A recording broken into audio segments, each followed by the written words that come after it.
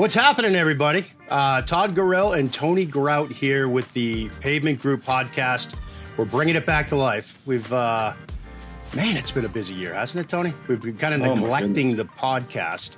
But as we're at the most insanely busy time of the year, I figured, let's get it back going here. Right? How's things? Everything's good. How about you? Things are good, man. Things are good. I think so. It's TG on the TPG. We're going to have to find something. TG. We got to get that straight. Yeah, thank you. I appreciate you recognizing. It's very alliterative, which is always a word that I struggle with. But anyhow, so Tony and I are going to try to do this maybe once a week, get you caught up on what's happening with the Pavement Group. But more so, we want to talk about this industry that we love, the marketplace, all things going on out there. If we end up talking about the Patriots or the Bills, that could happen as well. Tony being a Buffalo guy. I'm a Boston guy. It's really hard right now to eat a little bit of crow and to recognize that maybe you guys are doing a little bit better in Buffalo than we are in New England. Yeah, we got a lot to prove, though. We got a lot to prove, right? Been there before. We've seen this before. So. Well, what do you mean by that? The four falls of Buffalo, Todd. Like, I've been there. I had to run that gamut, and then you had a decade of success. So my success will come. When we're up by 30 in the fourth quarter of the Super Bowl, right? Yeah. I always think that's weird, though. To get to 4 Super Bowls in a row, that's never been done by any other team, right? I know you lost them all, in a row, but no. It's so framed as a failure. And I really think, and I certainly wasn't a Buffalo fan back then, but I certainly think that's one of the greatest professional sports accomplishments ever. Yeah, I mean, it's unfortunate that there was 4 losses in 4 games, but those seasons were crazy back then. Do you think part of why it went down that, in history that way is because of the way they lost? You had was it wide right? I think so. The old wide right. I mean, that would have probably changed history, right? So that was the closest one. That field goal would have been... would have been the win and maybe momentum. But which one was that in the series of? Do you happen to remember which one? That was the first one. Okay, yeah, that was against the Cowboys. No, against the Giants. The G. Oh, the friggin' hate the Giants. What was it? 21-19 was the final on that one. Yeah. And obviously, 3 feet to the left, history would have been a whole lot different, right? No, for sure. And then so that's the first one in the next 3, right?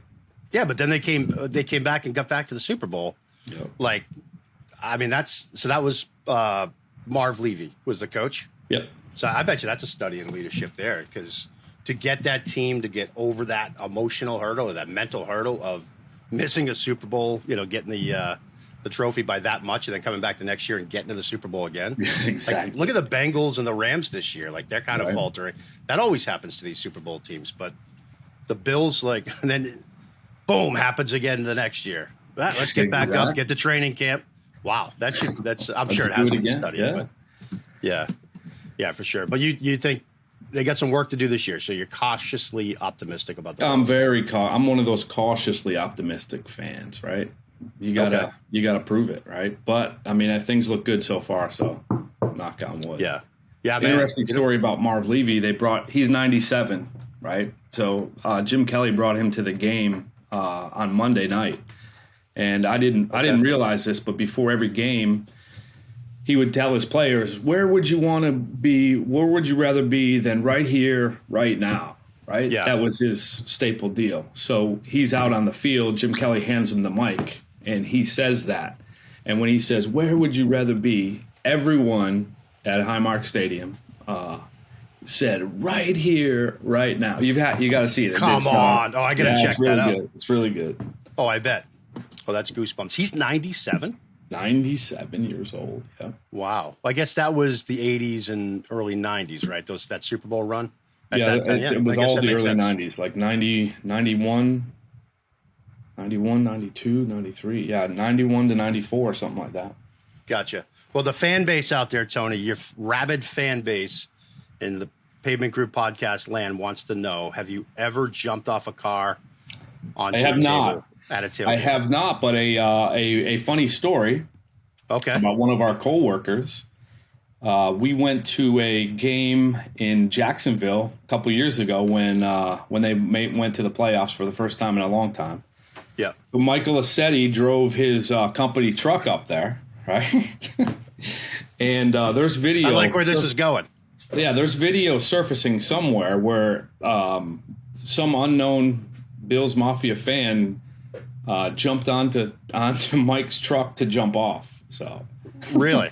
yeah, Dude, I another fascinating study. I'd love to know how that became a tradition. I don't know that one. I have to look that. And one. what's the percentage of people that don't go to work the next morning after jumping off a Ford F-150 onto a folding table? I believe it's 107%.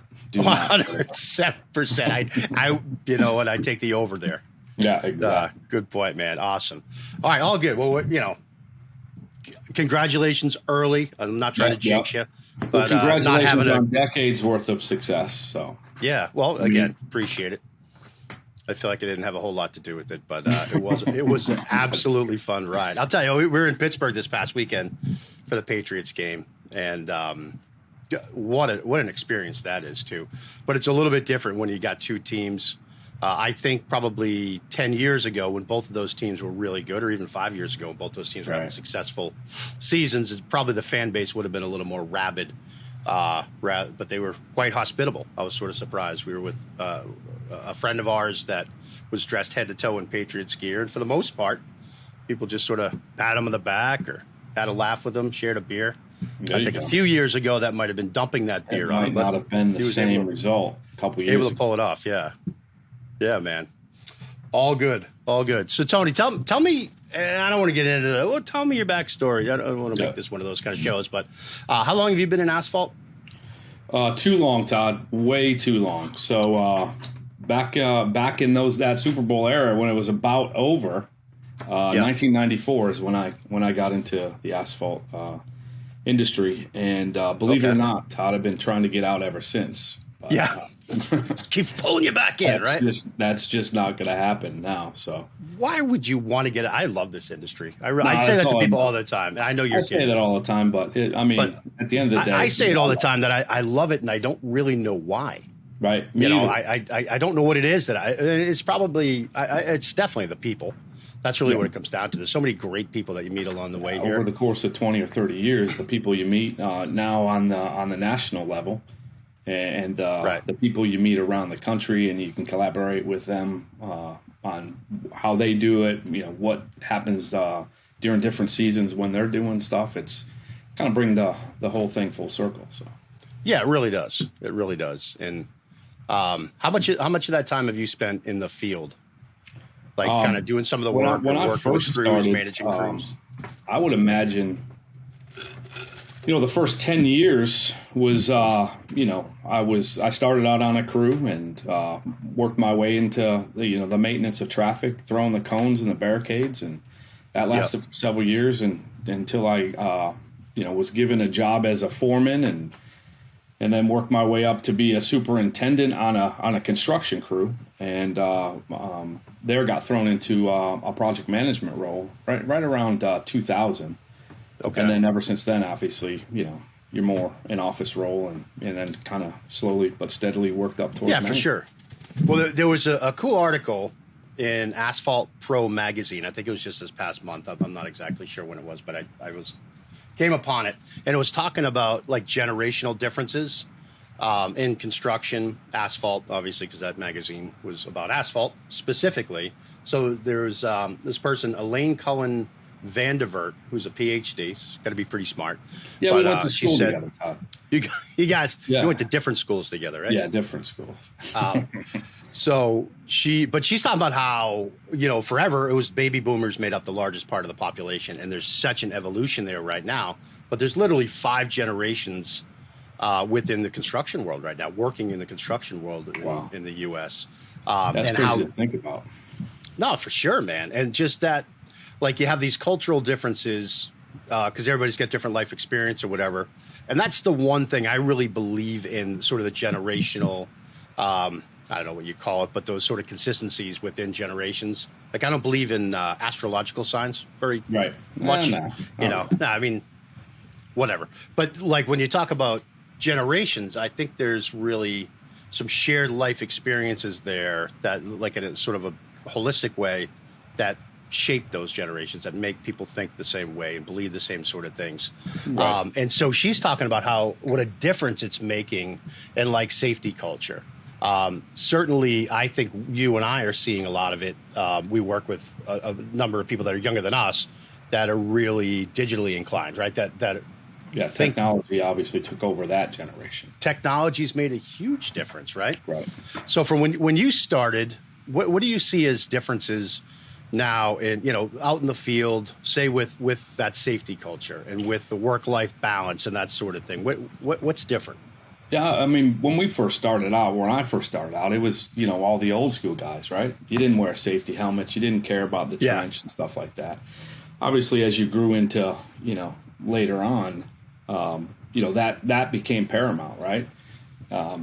When we grew into things like, having the insurance part of it, and liability and stuff like that, it brought things to the forefront, right? Sure. So you always had to wear safety gear.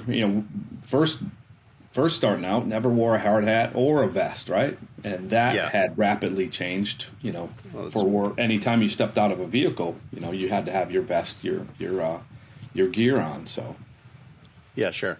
So the insurance companies, probably some lawsuits. Yeah, I was going to say probably several lawsuits, right? Spurred, right, yeah. OSHA gets involved, and something unfortunate happens, and obviously you gotta step it up. So. Yeah, for sure.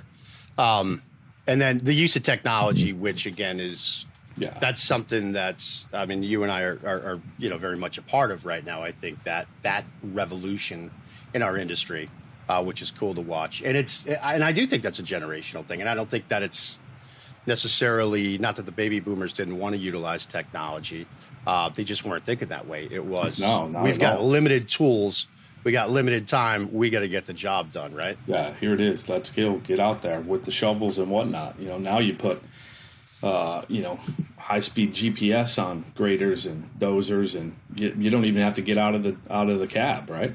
Right. Oh, yeah, it's all right there. Before you had to have the surveyor and the guy uncovering the blue top and painting and where is it, and now everything's built in a model.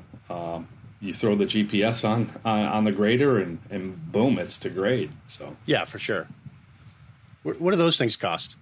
Oh, yeah. A grader that's got that kind of technology on it. Well, you got to think that you're not spending that many more days out there bumping and grinding. Well, obviously, the ROI's there. Yeah, exactly. So, but that's pretty expensive stuff right there. So you and I would be considered Gen Xers, right? Generation X. And that's born between 64 and 1980.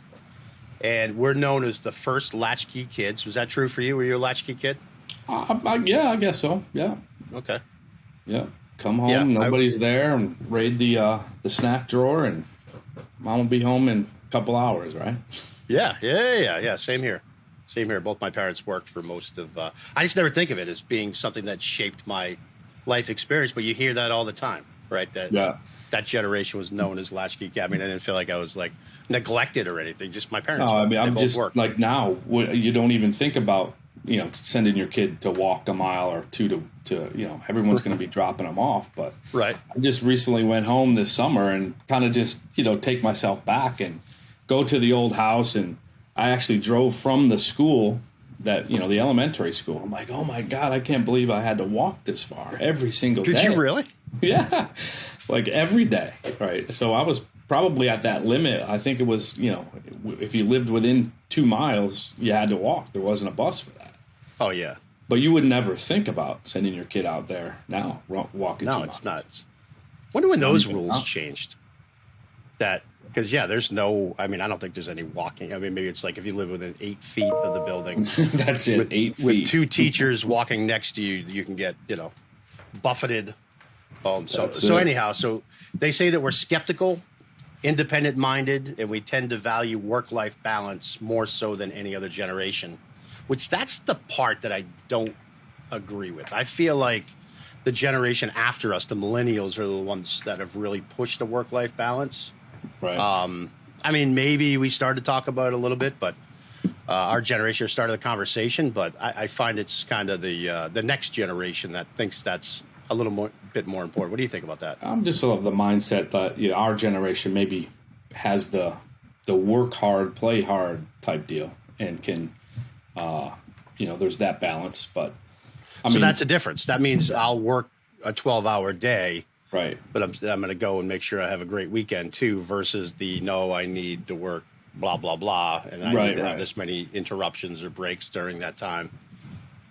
And it's not that it's going away, but it's just it's a different generation, right? I don't know if the work ethic is where it was where me and you grew up, right, or what we brought into the workforce. It's different, and I think this is a big reason the what your belief system is from what you grew up around, or how you were shaped during that formative time in your life. And I mean, I saw two parents that worked full time. And I just always figured, I'm going to have to work full time. Yeah, exactly. That didn't seem odd to me. I was just thinking about that the other day. I'm getting to the point now where I remember, about this time is when my dad retired from General Motors, right? So I'm like, really? I guess, you know what? Yeah. Now you say that my dad retired I just turned 50. I'm not going to say how much older than me you are, but it's substantial. No, I mean, but if you could look, you could probably tell, on the screen here, right? Probably could tell. You did say that you're younger than me, right? Yes. Okay. I see what you did there. But same thing. My dad did 35 years at the phone company and retired like 55, something like that. So, yeah, that part of it's different. Like I don't see retirement, right? Not from a financial standpoint, just like I don't know that I'm gonna. I love working. I don't know that I'm gonna want to stop. I mean, the stress and the grind that sometimes it goes through and doing what we're doing is a lot. Right? Be a different kind of thing for sure. Yeah. You consult, you do something else. You probably stay within the industry. I mean, I guess it's too late to get into anything else, right? I just think that probably where we came from and what we know and what we could pass on. How much of it they retain. It is what it is. But I always feel like I can offer something to the people coming into the industry, right? Yeah, for sure. And that's what's neat about the how we're building our company is we get to share a lot of what we've learned over the last. I've been in this industry, I guess, 20 years. I started in 2003, so just about 20 years, yeah. And that's great. That's really neat. Again, to be able to share those experiences, and most of it's what's not to do, right? Like I already screwed that up. You don't have to do it too. I'll show you the right way to do it. So millennials born between 81 and 94, and they're starting to make up a huge chunk of the workplace. Open-minded, very open to personal opportunities. They're known to want to be part of a team. That's one thing about Gen Xers that they say is that we'd rather be left alone. Sit in a corner, right? And just leave me alone. I'll get my work done. I'll work 12 hours if I need to, whatever. But don't bug me. Where the millennials have more of that, like the baby boomers were very much a social, it was a time in life where the World War was going on. Everybody was sort of coming together. Your community mattered. And the millennials, even though they do it a different way, a lot of it's through social media or, on their phones. But they're still very community-oriented, smaller communities, but very community-oriented, which is kind of cool. And I'm glad. I mean, we see that again. We see that at work. We've got some folks that are younger than us that we've hired recently. They've all gotten. They've become close, quick. They do things together. They're very social, and it's a good part about building a good team like that. Yeah, man. Yeah. So I just thought that was interesting to think that you've got that. I'm not sure if it's a doctor or just PhD, but Elaine Cullen Vandervert was talking about was mostly safety. And I think you hit the nail on the head there. Like the earlier generations were just like, we're going out and getting the job done, whatever it takes. Now people have a much more thoughtful, practical approach for reasons that probably injuries that happened and lawsuits that happened and insurance companies that are bearing down on you now. It's really changed. You probably wouldn't even talk about it. There wouldn't be an accident report filed or anything like that. It was, hey, get up, tape that up, Hey, and get stop the up. bleeding. Let's go. We got to, now, that's a big deal. We got to shut the Right. job down. You've got to get the safety officer out there. We've got to make a report. You got to take the pictures and all that stuff. It's a big deal now. So. Yeah, no, it But it's definitely cool is. to be part of that, the old timers, and I've been doing this for 30 years. Get your ass up, right? Oh yeah, yeah. No, for sure, man. So coming into the fall here, I think everybody that's anybody in our industry right now is jammed, Yeah. going a million miles an hour. We like to call it the playoffs. That's a term that's become popular in the industry, Yep. and We are definitely really, in the playoffs. we are About in 9 the weeks playoffs, left, man. and Yeah. And so weather starts to close in a little bit. And around the country, we're starting to see now, being a national company, we've got places where we can work all year. And then, you start getting north. What's that cutoff? Like Virginia I would say the Virginia, across to North Carolina, some part of, yeah. I mean, it depends. I mean, if you're milling and resurfacing in the Carolinas, I think you're good. Oh, yeah, yeah. You're I doing always the think of seal coating. coat first. Yeah, that's not going to happen here shortly, right? Right. Probably right. around, the November 1st. That's probably a good date right there. Yeah. Sometimes it's earlier than that, right? So. It can be. I feel like the nights have been colder this year. And I probably could have pulled that up pretty easily and found that out. Yep. But it got into the low 50s last night. It's supposed to get into the 40s this weekend. I'm like, ooh, Yeah, that feels early. We're getting to that time where that type of work is probably going to have to be for went, so to speak, Yeah. till the spring. So. No, for sure, man. And then you got some active things in the Atlantic Ocean. You get some hurricanes. This Fiona. Oh yeah, that's I noticed coming up. that. We're dealing with Fiona, and then yesterday it's funny because you get on the Facebook and you'll see something you can't. Did you just say can't the tell Facebook? If it's an ad or if it's the next one, and there's 2 others out there now. So I know. And me being in Florida, I've never had to worry about, hey, when can you stop seal coating? Well, you stop when it's going to rain, but we can do that in December, January down here, obviously. Yeah. So. No, for sure. Well, I remember when Superstorm Sandy hit. That hit like that New Jersey and some of that New York, a little bit of Connecticut, really hard, not pretty hard, really hard, but also soaked things. And we were probably a week or 10 days waiting for things to dry out. And if I remember correctly, that was like October, maybe late October. So that had a huge impact on our late season. So all these things that kind of pop up that add additional, we'll call them challenges.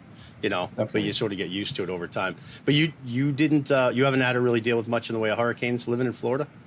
Oh, I mean, it's we've been lucky for the last couple years, but yeah, I think 2005 in those areas. I mean, we had 4 and 5 back to back ones, and it was pretty devastating down here during those times. Okay, but I think last year. What was that? Louisiana. They've always got the brunt of the storm, right? And a couple of them hit the same parishes. So I know. I know. It's sketchy. And the next one I see is kind of making that curve up through the Gulf. So yeah, that one that's coming behind Fiona. I just saw that this morning. You find yourself watching the Weather Channel a lot this time of year, Absolutely. It's better than watching the other news. So there isn't a whole lot of good stuff out there. But, I will say we'll wrap up here. But, from looking at a marketplace standpoint, it was wonderful to not really see much of a slowdown this year. A lot of our customers are bellwether economic type customers who, when they're not doing great, the whole country's probably not doing great, and we didn't see a lot of slowdown. Now there's a lot of talk. The Fed, raised the rate again today. That's to try to trim inflation. Obviously, we'll see how everybody sort of reacts, but we're still not seeing these big companies get spooked at all, and I think that's a good sign for 2023 as well. Right. Yeah, I'm looking forward to 2023. Obviously, we did. We expanded. I think it'll be beyond what our projections were, and we're hoping for the same amount of growth next year. Yeah, right on, man. Right on. All good. Well, anything else, Tony? anything else you want to talk about? Thurman Thomas? No. We'll let them go. We'll, like I said, we got to talk around week 17, 18. You know what I mean? Yeah, that's fair. Well, we're going to have that opportunity now that we're firing this back up. I appreciate you being my guest today. I hope I can get you on all the time. Yeah, sounds good. You know, well, again, the TG2, we'll come up with something. Yeah, TPG plus TG. Yeah, TG plus, something will work. T with the P to the G. I don't know. There's something there. There's something there. But all good, man. All good. Thank you, everybody, for watching the Pavement Group. I'm obviously going to re-record this outro, and I'm going to re-record the intro as well because those were both terrible. But we got a little bit of something here, Tony. I think we got something we can use. There's something, Todd. There's something here. All right, ready? I'll do it one more time. All right, Tony, thank you so much. Fantastic. This was a lot of fun. Look for these weekly. We're going to try to push these out at least once a week for the rest of the season. So grateful for everybody that watches the Pavement Group podcast. And if there's anything you guys want us to fill you in on, talk about, anything we can share, shoot me a message at Twitter. All right, this isn't going well at all. Twitter. Follow us on all the socials. No, all right. Hey, Tony, this was great. Thank you so much, man. Thank you for everybody for tuning in to the Pavement Group Network. Appreciate it. Yeah. No, you bet, man. I'm always talking over you. I don't know why the fuck I can't just do an outro. I've done like 90 of these things. I've done, this will be on the outtakes. The B-reels. This will hit the floor. The B-reels. They're good. As they say, this will hit the floor. Go to Tony's OnlyFans at GroutyShowsItAll.org. TG for me. 123 for me. And TPGTG. All of me. No. All good. Okay. All right. Hey, this was great, Tony. I had a lot of fun, man. Look forward to the next one. Appreciate it. Pavement Group Podcast. We're back in action. Going to be pumping them out here. Shoot us a message, though, at thepavementgroup.com through our website, or you can shoot me one, Todd.Carell at thepavementgroup.com. If you got some other things you'd like us to cover, you want to be a guest on the show. Heavy vetting. So you got to be, you got to wear glasses, obviously. That's the only prerequisite we have here. Yeah, I got one last thing for you, Todd. Sure. Stay tuned. That was fantastic. All good. All right. Hey, thank you, everybody. We'll see you again next time.